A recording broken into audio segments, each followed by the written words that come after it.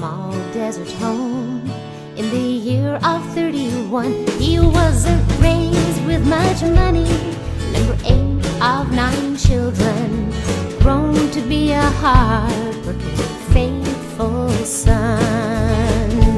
He was taught while just a half pint how to furrow the land, how to sow those precious seedlings in the sand. And he treasured the water that flowed from the mountains, and he reaped the harvest with his hands. And he was tender as the corn silk from the maize he was growing. He was humble as a sagebrush on the rim. He was as faithful as the seedlings he's gently sowing. And he was happy as paintbrush in the wind. He married my mama after serving his country. He bought a little home for his family that was growing, and he planted in our hearts lots of things we couldn't see. He taught us by clean living, and he taught us at his knee. And he was strong as a river carving through the canyon. He was tough as a cactus on the plain. He was as stubborn as a pine tree growing up through the sandstone. And he was gentle as the summer's rain. The years have come and gone, and I think about those days, and I wish that I could somehow get them back. Memories written on my heart could never be erased. The legacy he left me, that's my dad. 'Cause he is truer than the mesas rising high on yonder. His love is deeper than the redwoods by the stream. He's a storytelling fisherman, a patriot and father. Most of all, he's everything to me. He's my dad, and that means everything to me.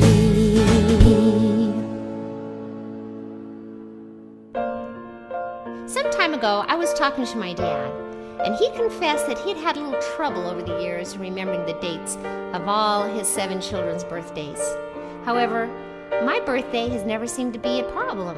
You see, I was born on the opening day of fishing season, and by golly, I'd spoiled all the plans he had made with his buddies to catch a few trout that day. An ordinary man, he says he's nothing more than just an ordinary man. And you might think you believe him, though you'll never understand how love can flow so freely from just an ordinary man. And there is magic in his touch. When I'm sick or broken-hearted, there is magic in his touch of his hand upon my head. And when I hear his soft command, then I know that I have felt that special magic in his hands. Well, as you can imagine, fishing has always played a big part in the Goobler family's summer vacations over the years.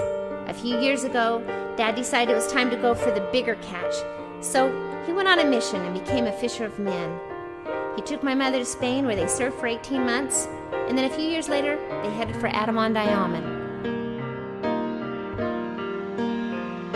And if the government could know his worth, I'm sure they'd raise his pay.